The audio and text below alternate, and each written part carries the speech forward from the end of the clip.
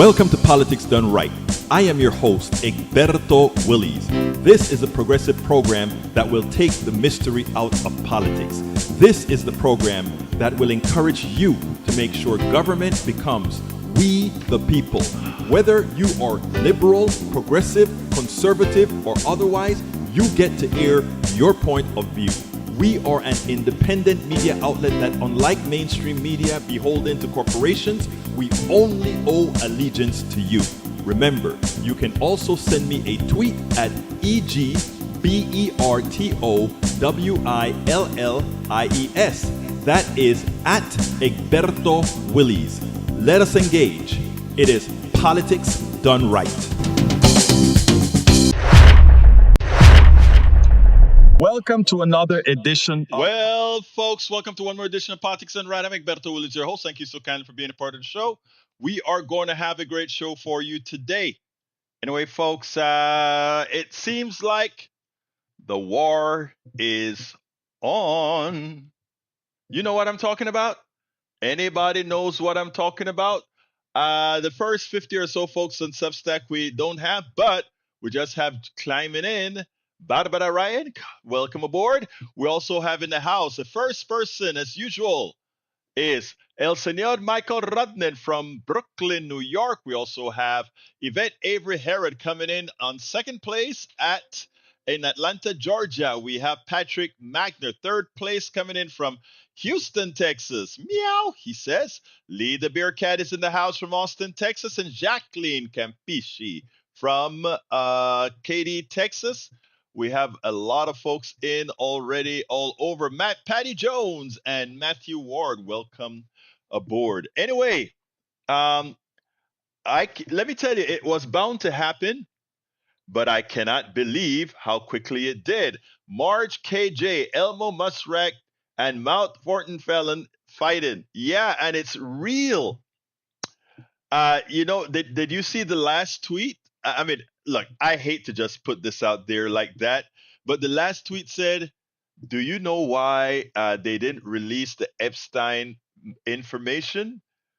And so he says, because Trump is on it. You think Trump's going to sue Elon Musk for saying that he is in the documents? I don't think so, because he's likely in the documents. And if he's sued when they have discovery, the documents will show that, Donald Trump had a good relationship with Epstein.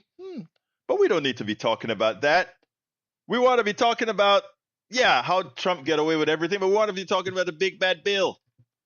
They're trying to take your mind off of all this stuff, right?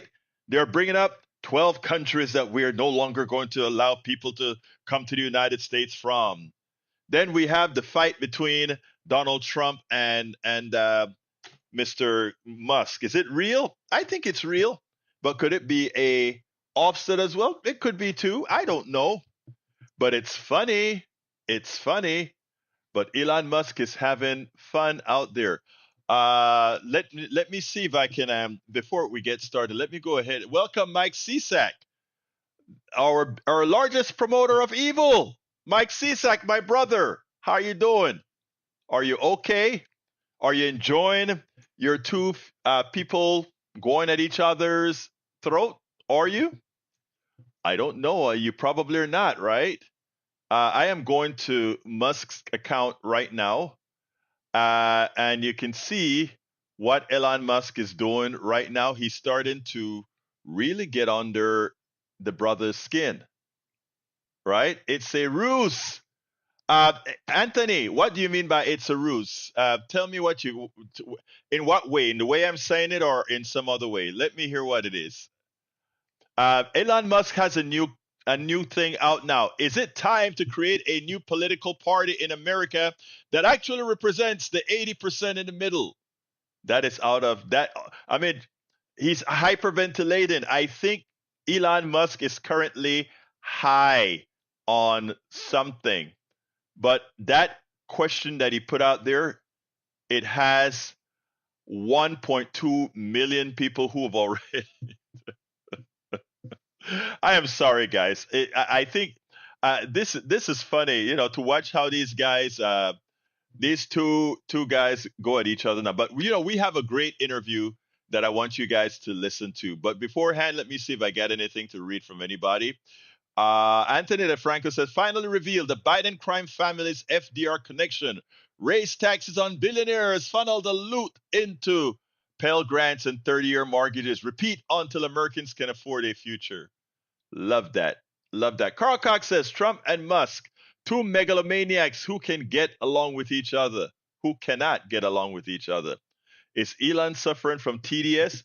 What is TDS again? I don't know. But Mike C says, I guess you can figure out people who are being ironic and having fun with legacy lying media. No, we're not. We're going off of Mr. Elon Musk's Twitter feed. He has a Twitter feed and he's going berserk on his Twitter feed like a madman. Check it out, folks. I have it on the screen. Elon Musk is hyperventilating. Elon Musk is going bat, you know what, crazy. He is going crazy. The man, look at his Twitter feed. He's going crazy. All right, but let's get to something serious. All right, I just wanted to have a little fun in the beginning because it's always fun to see this. Egberto, TDS is Trump derangement syndrome. Why couldn't I figure out? It's better referred to as Trump amnesia or Trump fatigue, as people can't keep track of all the Trump scandals. Oh, yeah, Trump derangement syndrome. All right, folks, I have an interview that I did with former Fox News pundit. Her name is Julie Roginsky. I want you to listen to this. We did this interview this morning, a very important interview, and then we'll take it on the other side. I just got through processing it just in time for the program. Here we go. Welcome to another edition of Politics Done Right on Egberto Off the Record. Today we are honored to have political consultant Julie Roginsky. I hope I got that name right. Did I get it right, Julie? You did get it right. Very good. Well, look, Julie, let me tell you, I got an article from you titled, What the Hell is Going On with Trump KGB Stories? Folks, for any one of you who know the great stuff you can read here on Substack, that is an article that all should read. More importantly, I'm going to put a link to it later on in the subsequent blog that I write for this program.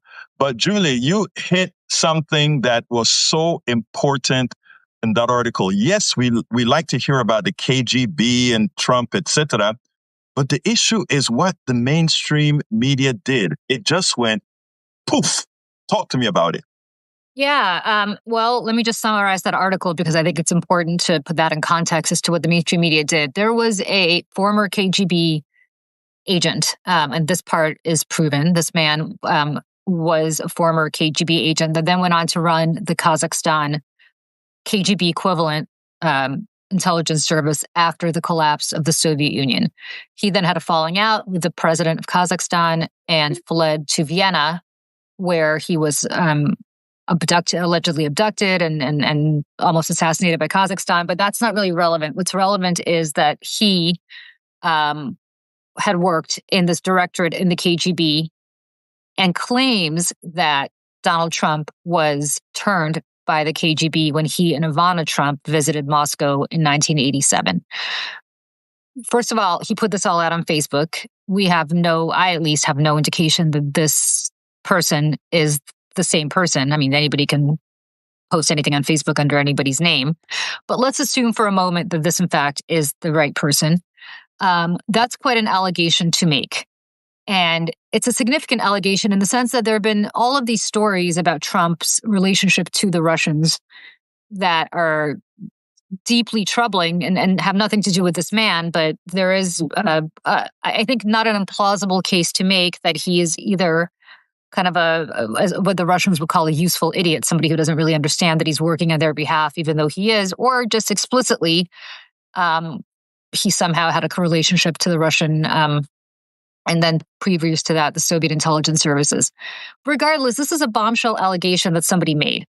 And it was reported by, I believe, the Daily Beast, and it was reported by Yahoo, and then taken off almost immediately. You could still find the article, or at least when I wrote this article in February, you could still find the article on the foreign Yahoo website, on Yahoo UK, but nothing here in the United States. And the question to me is why? Why is that? Why is the media pulling its punches? Were they threatened with defamation by Trump? Were they otherwise threatened somehow because all of these news outlets are now owned by much bigger entities than just the Daily Beast and Yahoo? So the Daily Beast is owned by a private equity firm that has tremendous ties to Trump. The Daily Beast is owned by Barry Diller, who has been an outspoken Trump opponent, but nevertheless, were their business interests threatened? Like, why did the story go away? And it's very fascinating to me that nobody has focused on that element of the story, irrespective of what the allegations of the story said and did. Now, interestingly, I think the story as written, as you wrote it, quoting a lot of other sources, give credence that somehow Donald Trump may have been involved in some compromise. But whereas we normally find that when these allegations are made, we can take a look at how Hillary Clinton minor infractions were handled by the mainstream media, how it was overplayed, etc.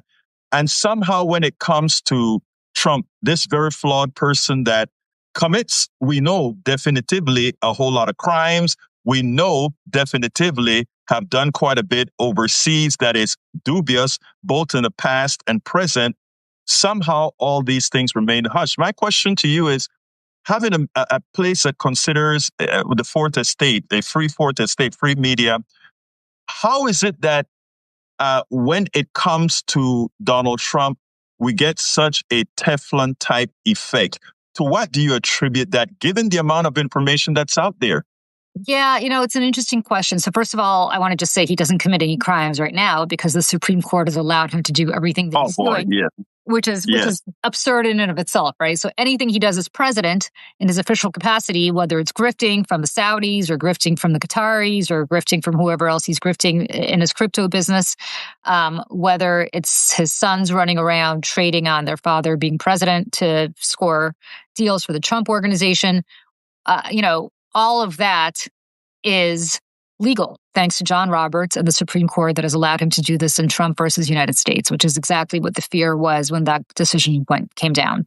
Anybody who does this on his behalf and break crimes will rest assured that Trump will pardon them, which he has the constitutional authority to do. But to your larger question of why Trump gets away with it, I think it's twofold. One is it's just the media has this belief that, this is just Trump being Trump. And the reality is I have lived in the New York media market for most of my life. I used to work at Fox News where I would see Donald Trump every so often. He has declined precipitously. If you have followed Donald Trump over the last 45 years and he's been in the public eye, and if you knew him even 15 years ago or 20 years ago as I did, and would see him periodically, you see that he's not the man that he was back then. I'm not suggesting he was ever mentally stable, but I am suggesting that as he got older, I think that decline has been more precipitous. And yet you are seeing books being written about Joe Biden's decline in office and what a cover-up that was, where all of this is happening in plain sight. And what is happening, and I think Mike Johnson, the Speaker of the House, inadvertently hit the nail on the head, where he was asked about Trump's grifts. He said, well, this is all out in the open. Everybody can see this for themselves. And so the media somehow doesn't think they need to investigate any of this because it's all out there for all of us to see. This is not some Pulitzer they're going to be winning as an investigation piece. That's a huge, huge fail on the part of the mainstream media, in which I have worked for decades. I mean, the network that I appear on all the time now, CNN, has an anchor who has written an entire book about Joe Biden's mental decline, but yet we see nothing similar to Trump. Hillary Clinton had an email scandal, and yet there is a story recently about how Donald Trump has a cell phone where he just picks up and anybody can call it, and clearly it has been hacked. You have Signalgate, where they're literally talking about things of national security that are relevant to people's lives. That's all been hacked.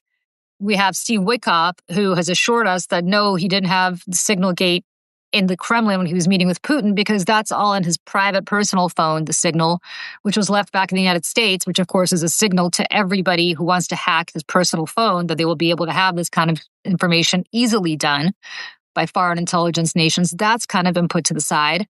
And you have Trump, a report recently that said that Trump only has accepted the president's daily brief 11 times since he's been president, does not read it. And the reason he doesn't read it is because it's not presented to him in the way that he consumes news. The way that he consumes news is from Fox News. And so there's a deliberation by Tulsi Gabbard, the director of national intelligence, and I can't believe I'm saying this with a straight face, that they might want to hire an existing Fox News anchor and a Fox News producer to read the president's daily brief to him as though it is being read by Fox and Friends, and then he'll consume it. Now, that Fox, I worked at Fox News, so I could tell you there's not one person at Fox News who should be able to have access to the most classified intelligence that our nation has, simply because that's the way Donald Trump wants to consume it. And there's no Fox producer that should have that either. And yet, this is actually a story that has been written, and this is apparently under consideration. Where are those stories on the front page of the New York Times every day? We have a deeply mentally compromised president who apparently does not read and who has a private cell phone, which The Atlantic wrote about at length, which anybody can call who has the number. And if he doesn't recognize the number, he picks it up anyway, because apparently it's exciting to find out who's on the other side of the phone. All of this is crazy. And yet, and it's a private phone, and I'm sure that phone's been hacked as well. But that's just Trump being Trump, right? The media just doesn't cover it.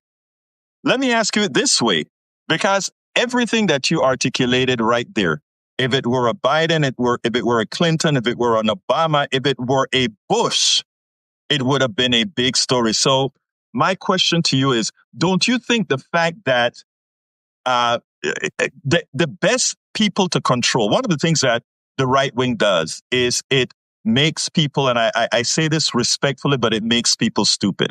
It works on making people not very intelligent. It plays on their intellect. Donald Trump is there was a time that we thought Bush was likely the least competent president we've ever had. And now we know that is Trump. And the one thing you can get out of incompetence is that you can control them.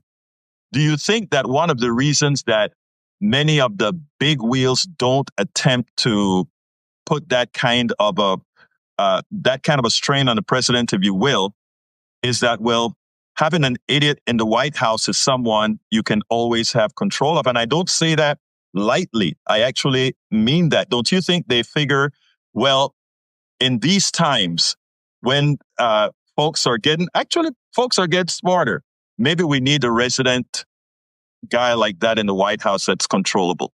You're saying from the media's perspective? From every perspective, because when we speak media, right?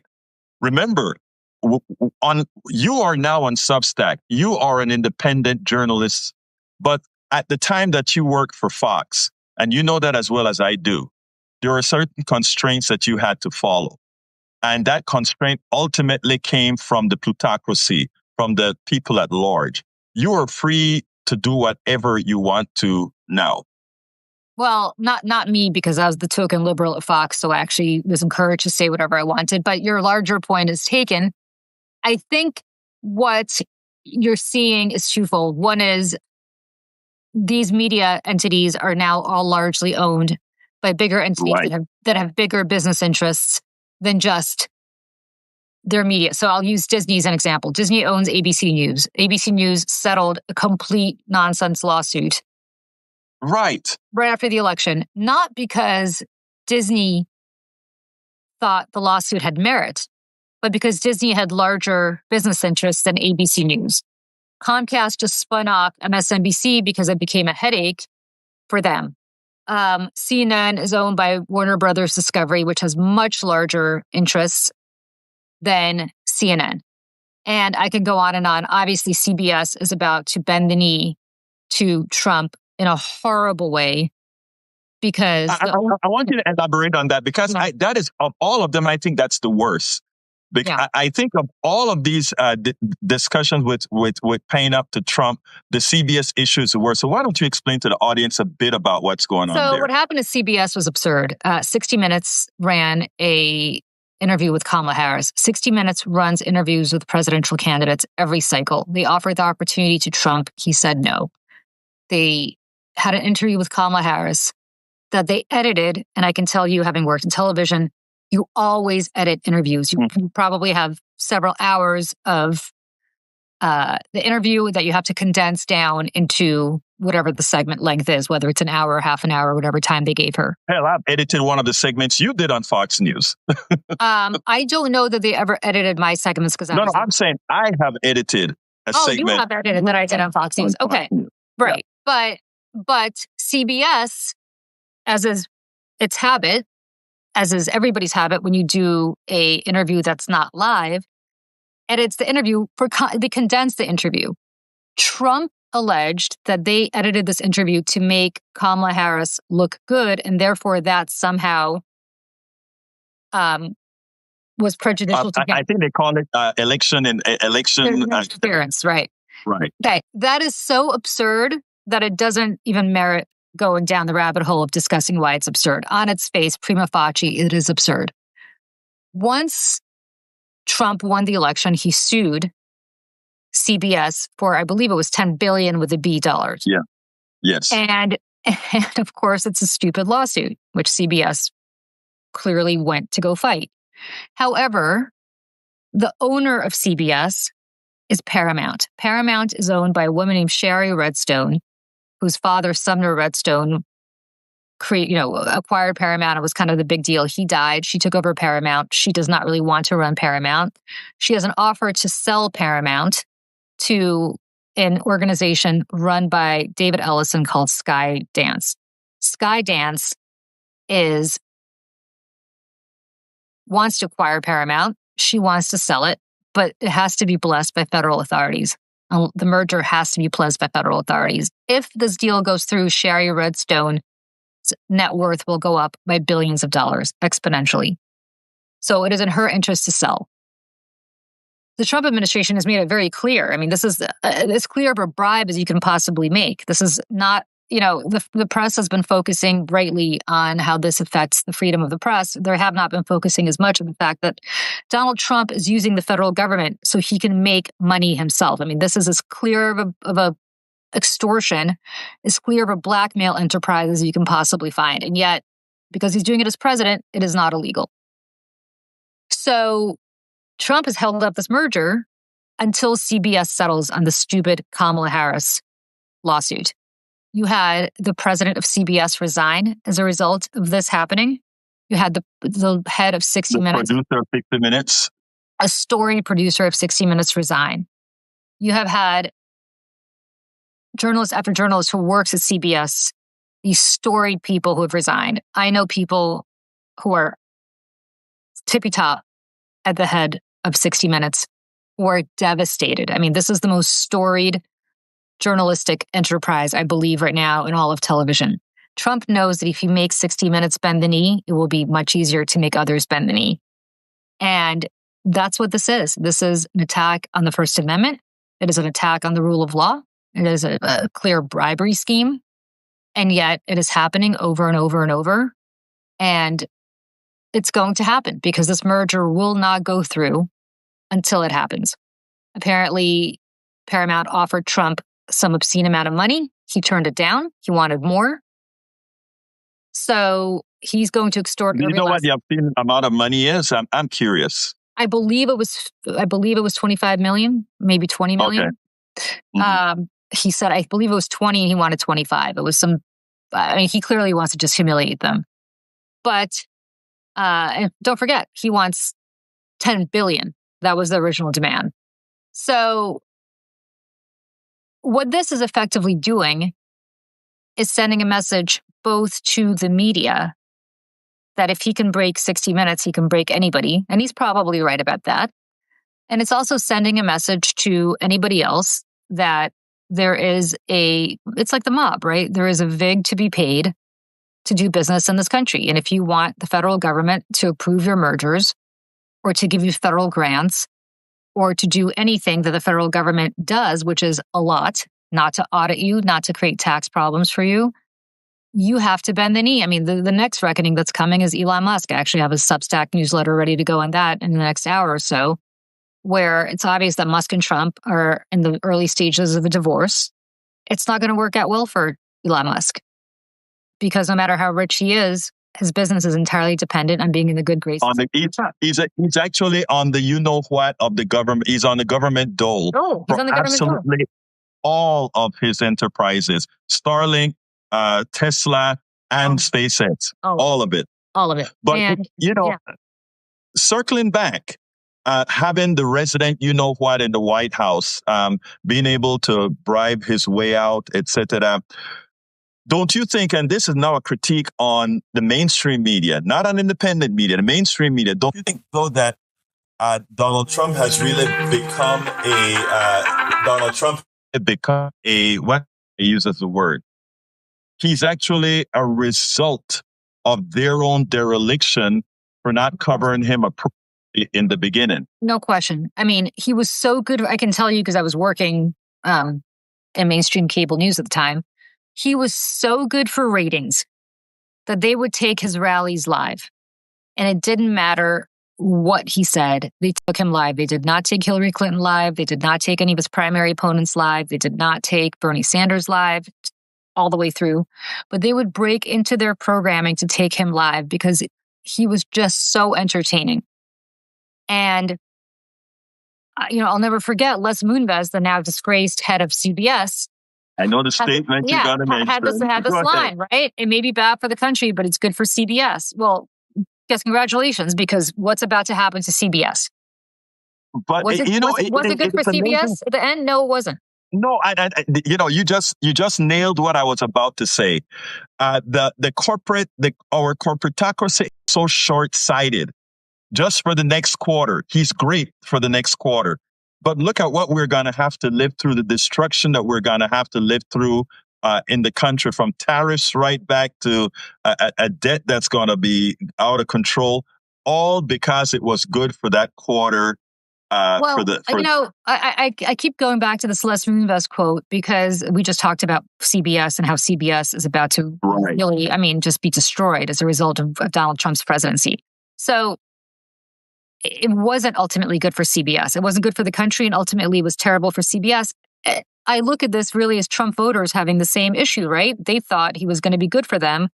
They're about to lose everything. I mean, all of these deep Medicaid cuts mostly affect per capita. I'm not saying more broadly. More broadly, there are more people who live in California, obviously, who are going to be more affected, but per capita, Louisiana and Kansas and West Virginia, it's going to be astronomical. And all those states, Kentucky, all those states voted for Donald Trump. You go further and you look at the fact that rural hospitals are closing. Well, rural voters voted for Donald Trump. And over and over again, inflation is going to hit much harder for people who voted for Donald Trump. And all of this is of a piece with, it may not be good for the country, but it's good for CBS. Well, no, it didn't turn out well for CBS, and it didn't turn out well for Trump voters either. They're about to find out. FAFO, they're about to find out what CBS did. You know what else, Julie? Because you talk about how it's going to affect those who are going to lose their Medicaid, some of the Medicare when the sequestration occurred. Because sequestration is going to occur because of the level of debt that they're adding. So all of that is going to occur. But here's the secondary thing that's going to hit. All those hospitals that close, those people made a lot of money. They went to restaurants.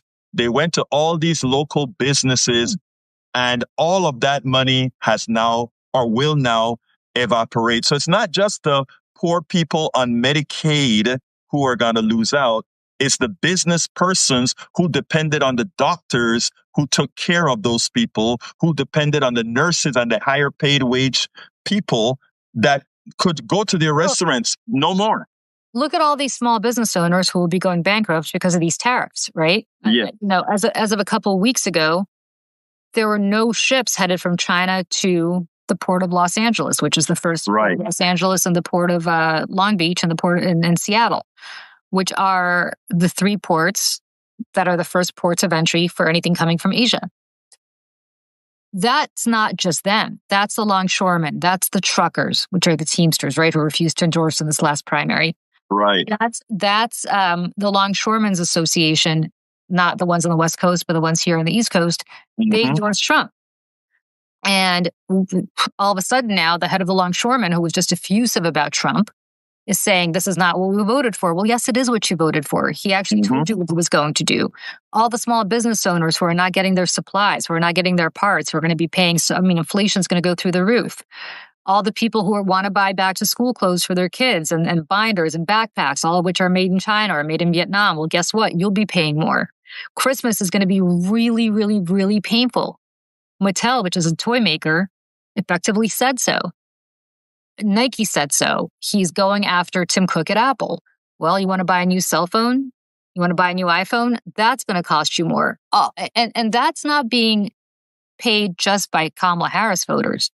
That's going to be paid by everybody, including people who are deeply committed Trump voters.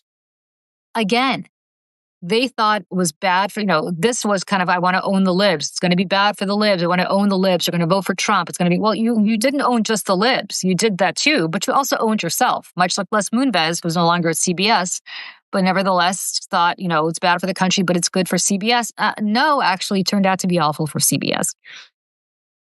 Now, in the short term, also, we know things like all the data coming out of the Labor Department, et cetera.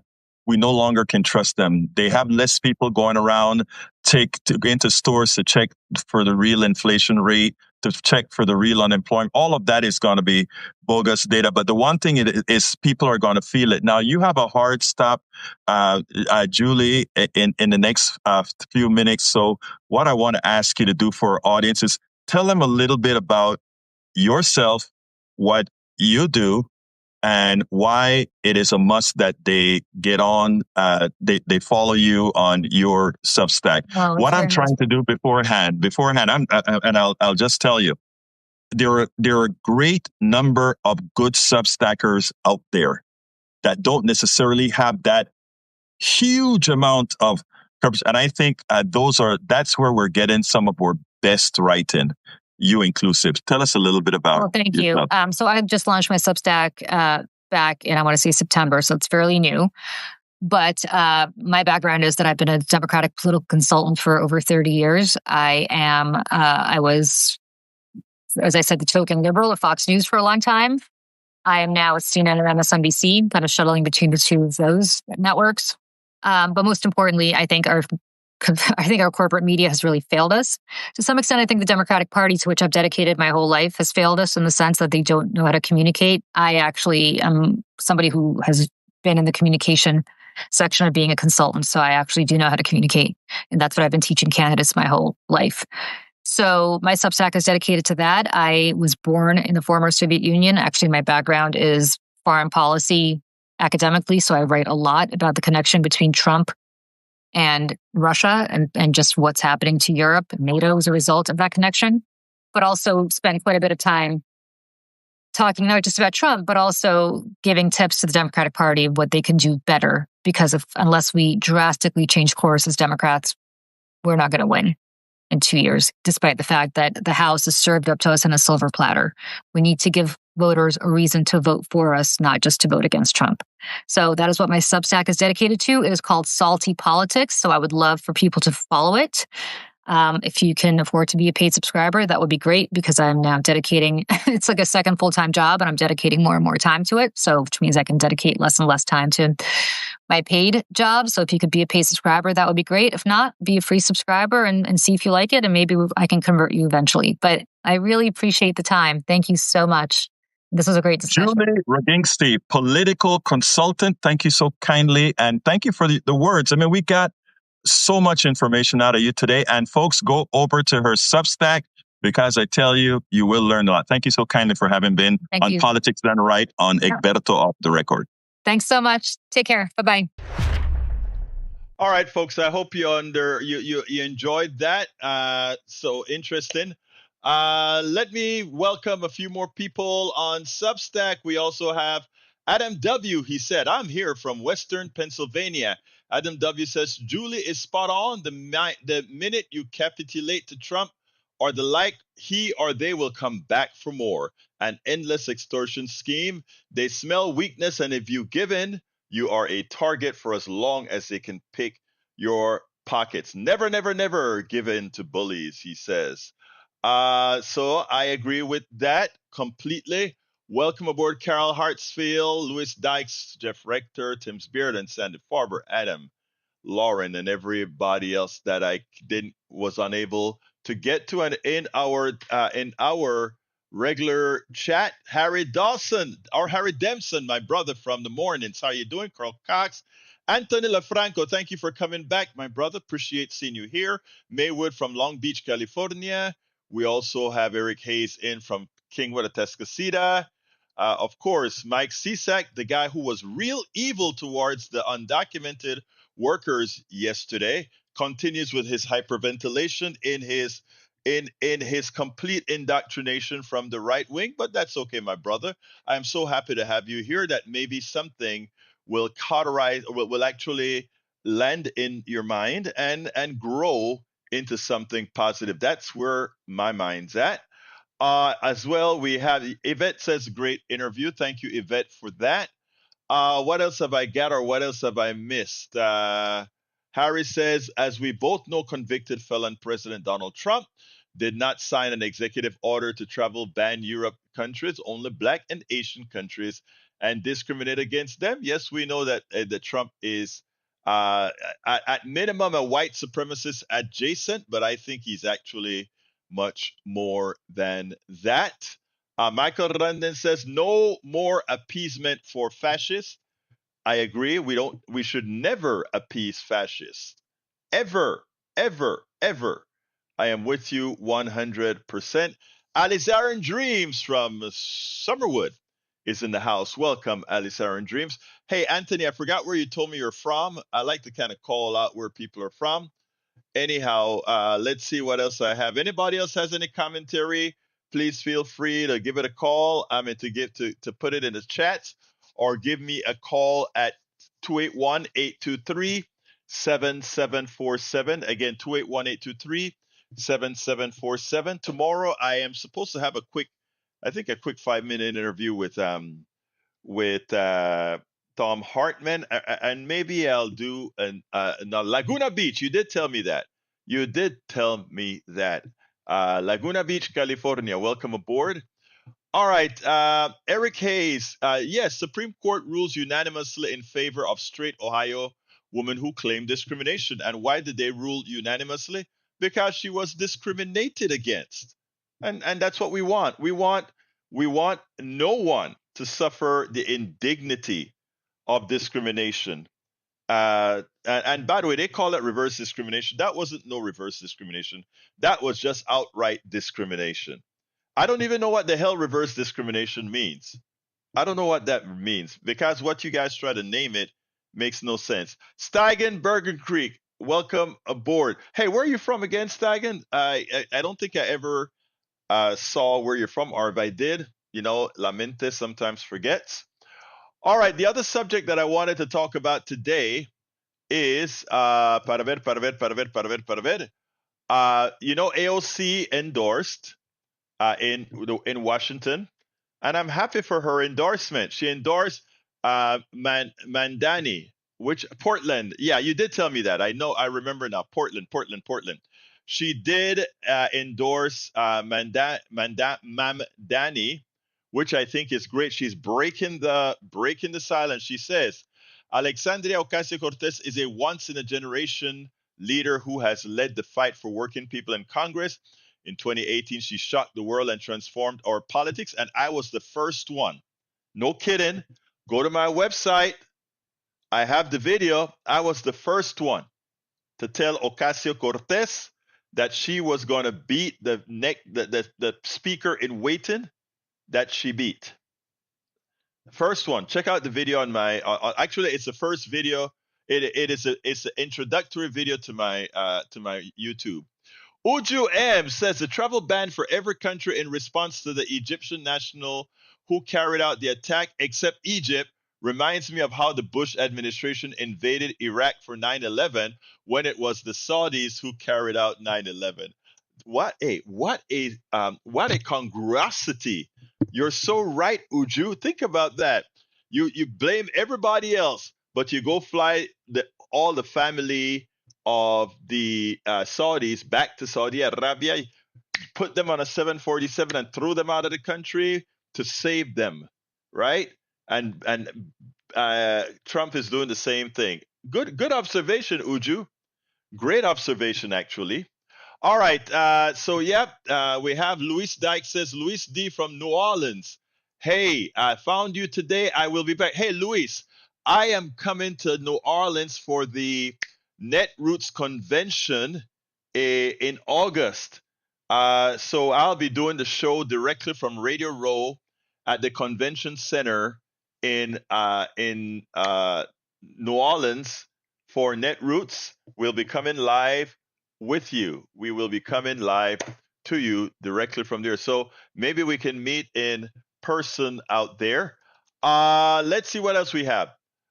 I was earlier telling you guys about the little skirmish that Donald Trump is having with El Senor Musk. So this is what Donald Trump had to say about the guy that he used to worship and would jump up on the stage with him all when he's high. Donald Trump says, Elon was wearing thin. I asked him to leave. I took away his EV mandate that forced everyone to buy electric cars that nobody else wanted, that he knew for months I was going to do. And he just went crazy. That's what Donald Trump put on Truth Social. Hey, Mr. CSAC, you see what your Fuhrer did to his best friend? What do you think he's going to do to all of you guys in MAGA that you don't even have money to pay him off? Look at how he threw his buddy to the curb.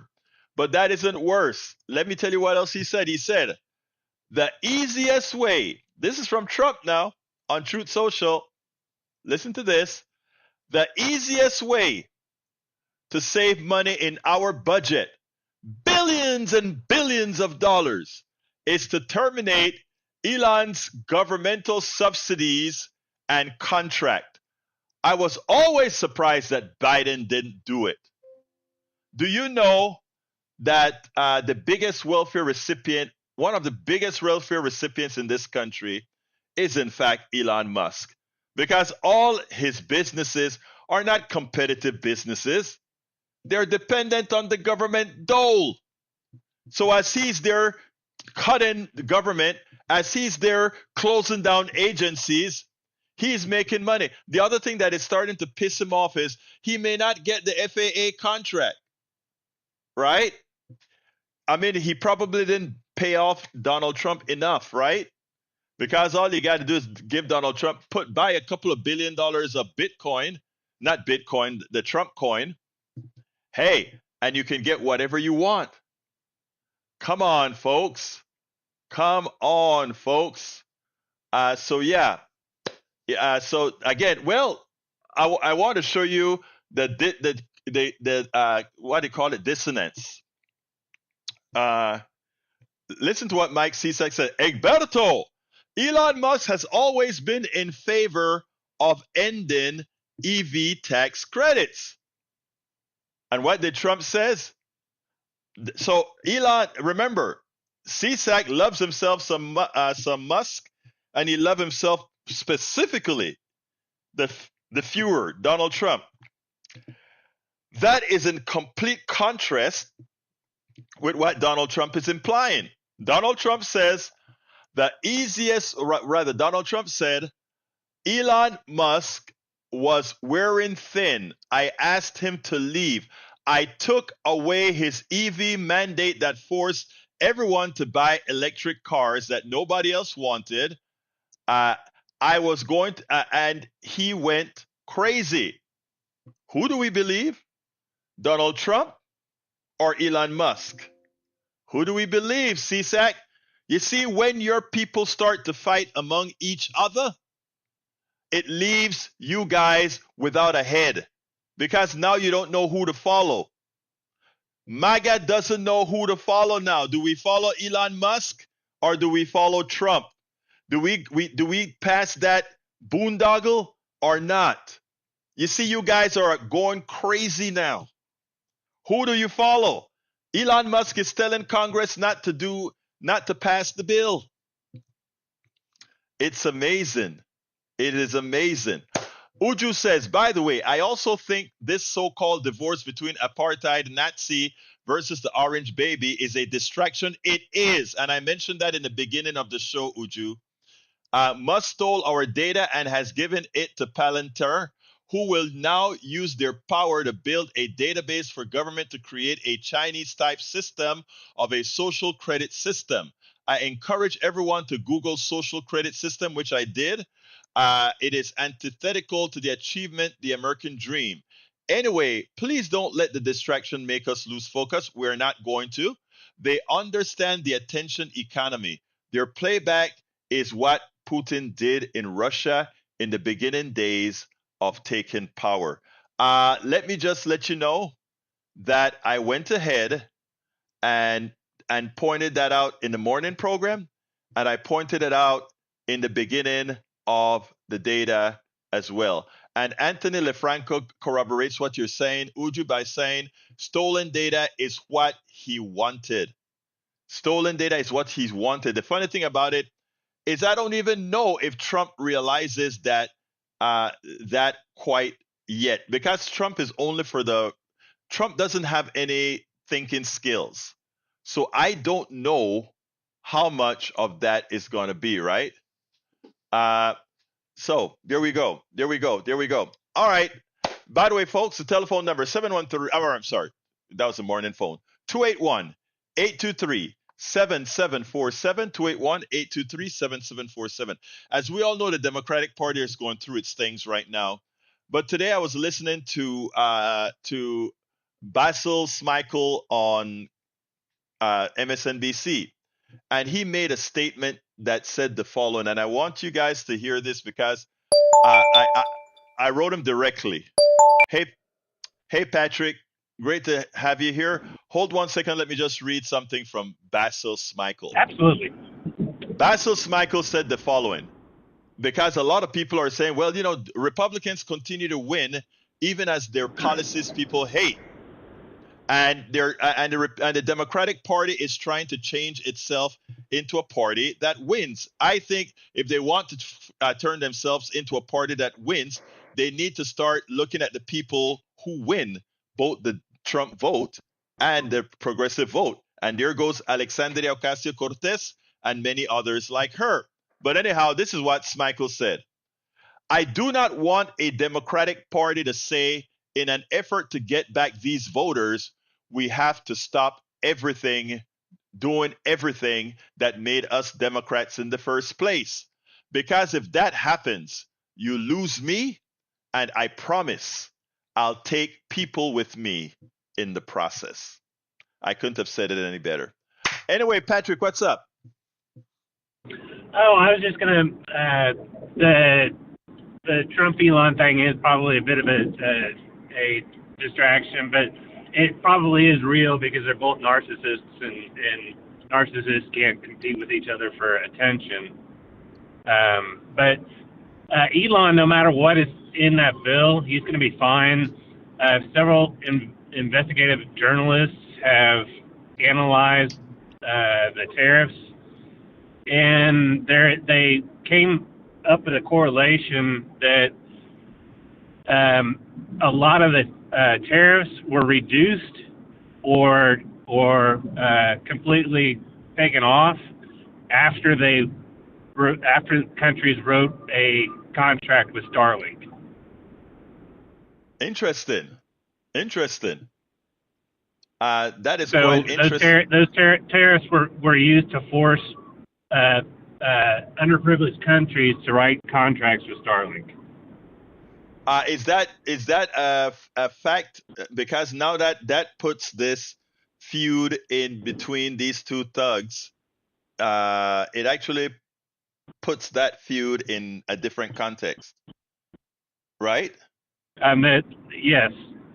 There's several journalists that have picked it up already. I don't know if it was syndicated or if they came up with it independently. but it's going to be rolling out in the next few days. Okay, send me the link that you got. And by the way, Saturday. Yes, sir. Yes, and by the way, we need to talk tomorrow about Saturday, man. Okay. Yes, sir. I'm looking forward to it. All right, buddy. Anything else you want to add? No, sir. Have a great day. You too, my brother. You too. Anyway, folks, that was the one and only Patrick Magner. Anyway, folks, so yeah, look, as Uju said, as Anthony Lefranco points out as well, this is a distraction. But you know what? I think a part of this distraction, framed the right way for some in MAGA, is a good thing. We're not forgetting about the bill that's going on. Uh, Eric is asking if we're going to have Ask Egberto Saturdays. We're not doing Ask Egberto anymore.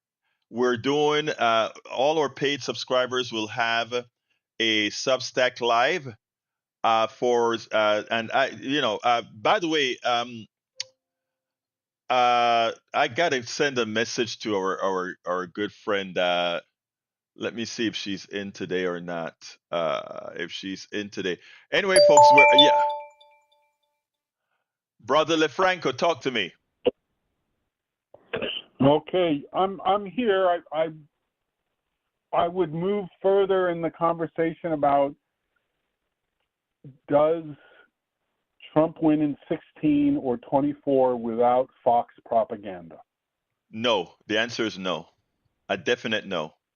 Okay, but of all the conversations we have about what the Democrats could have done, and Joe could have been a one-term president, handing it to, smartly handing it to Kamala, all of the type of talk we could go into, the reality is what never seems to get addressed is, in America, truthful media creating the narrative for our political picture, our government. Wait a minute. You kind of dropped out a bit there. Who's creating the narrative? A propaganda network. You're absolutely so, and absolutely, that is an absolutely true statement. In fact, it is not only just saying the propaganda, but right-wing propaganda actually ultimately actually sets the tone of the narrative. Even if the mainstream media tries to get away from it, the right wing always turns out to be the one leading. Right. And so when we start going after that, I think the margins close in dramatically for the con man, where potentially, if you think about it, it was 31.6% of the vote that he got and Kamala got 30.1, or maybe it was 30%. Yeah, they're just a point apart. Less than a point. So a tiny difference. But without propaganda on a daily basis being spewed to America, I think there's a different result. I'm saying, why is it that our legislators, our activists don't get after what Fox is doing? Let me tell you, first of all, the ones that do get after what Fox are doing, and I count myself in that group that does that, we don't have enough market penetration, right? And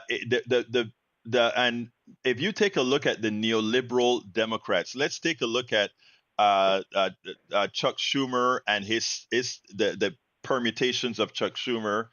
We take a look at Hakeem Jeffries and the permutations of Hakeem Jeffries. They are the ones that always put the brakes on those of us who would really confront the real issues head on. I don't know if you remember, just as an example, I don't know if you remember just about when we were at the latter stages of the Affordable Care Act, when it seemed like the public option was going to be, well, we lost everything except the public option was still a possibility. And it wasn't that, and I've said this many times on my program, our problem isn't Republicans. Republicans are a minority. Our problems are always neoliberal Democrats, because they are the ones who get together with Republicans to screw the middle class, including screwing MAGA. But it's a hard thing to explain because they've done the ideological. Have you ever read the Powell memo? I've heard of it. No. Let me ask. So what you're saying is the combination of what the conservatives want and what the liberal Democrats won't get on that train, won't toe the line for Democrats. That's what causes the biggest problem. Right. What I'm saying is there are people. Yes. If you look at let's give a perfect example. We all know the corruption that is the stock market. It's very corrupt, and a lot of people get hurt from it. But you have a Nancy Pelosi, and again, Nancy, I think, is one of the best speakers in that she's effective on anything that she wants to be effective on when she was speaker. In other words, if you got her on your side as speaker, she could get anything passed. Okay, but when it came to things about stock market, she bought into it, right? She believes in stocks. She trades stocks. She thinks Congress people should be able to do whatever. When it comes to and when confronted by progressives, she says we're a capitalist country. That's something that should never come out of her mouth. I mean, so there are these types of issues where the Democrats, neoliberal Democrats, are completely out of sync with progressives, but also out of sync with a lot of the MAGA base who really, they don't know it, but really would want to be progressives if they could get rid of their prejudices. Not get rid of their prejudices, but attenuate their prejudices. Go ahead, brother. Yeah. No, I understand. If we looked at our government as a giant, what was his name, Rube Goldberg, that made those amazing contraptions, right? If we looked at our government that way, it wouldn't be working and making us happy. It would be, stuttering and, spitting out nails and screws and constantly being in a state of dysfunction. That's what we have, which I think simply creates political weapons or a political talking point to go after somebody. Nancy Pelosi played by the rules. Maybe she didn't, but I think for the most part, she and most of them do. But the rules are so skewed in their favor. That's the issue. But the GOP are going to, or media or whoever, are going to go after her for something she said. I'm not discounting what you said, why it may not be wise, but I don't think it gets to the bottom of the problem to solve things. Let me just say this. I wrote a book called How to Make America Utopia. Okay. And the whole idea behind this is the problem isn't all the Democrats and Republicans, etc. The problem is our economic system, our economic model. And to keep this economic model requires what's occurring right now, because the economic model is unsustainable. And we're at 4:00. I got to go. But beforehand, the economic model is completely unsustainable. And the only we have to keep. Go ahead. I'm with you. It's funny that you brought that up, because yesterday when we spoke, I mentioned striving to find where I can contribute, and I was reading something last night that I thought was worthwhile. I'll send to you some notes and some thoughts, because yes, there is an economic model that I think if we tax the rich, certainly there'd be money. Like I'm always going to go back to FDR, of what he did, but the model as it is today does not work for Americans. No, it cannot. But I need to go. But I want to say this, and then I want you to munch on this yourself and see what you come up with for me. The economic model follows a mathematical formula. It's an unsustainable mathematical formula. If you use a derivative to figure out what we're talking about, eventually the wealth of the masses go to zero, and the wealth of the small all go to the maximal state. That is a formula that governs capitalism, right? And as long as that form,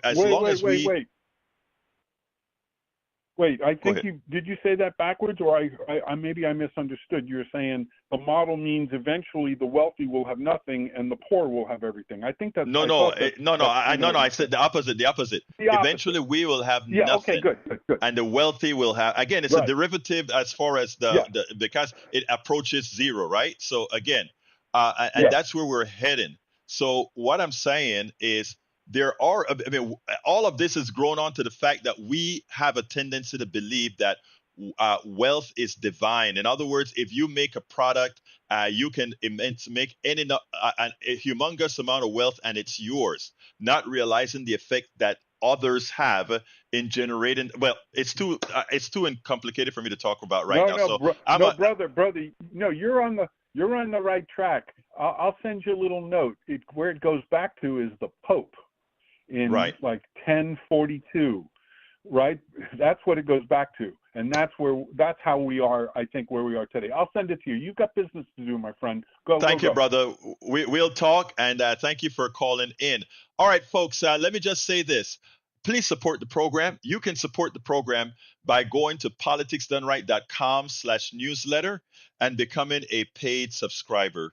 Right now, that is what we need. A whole lot of paid subscribers for that coffee a month that we're talking about to keep this stuff going. And as you can see, everybody has agency in Politics Done Right. Even those folks that disagree with us, look in our different chats and you'll see it. Everybody has agency in this program, something that you can't get from many of the other Substackers, something you won't get. And even at KPFT, where I do the radio show on air, everybody has agency. So I'm asking you kindly support us. Go to politicsdoneright.com/newsletter and please become a paid subscriber. On every weekend, you'll have an intimate conversation with me over Substack Live. So please become a subscriber and we can get this stuff going and we can keep pushing this stuff. I got to go. My name is Egberto Willies. This is Politics Done Right. Love you all. This is Politics Done Right, and you know how I end this baby. I am what? Out!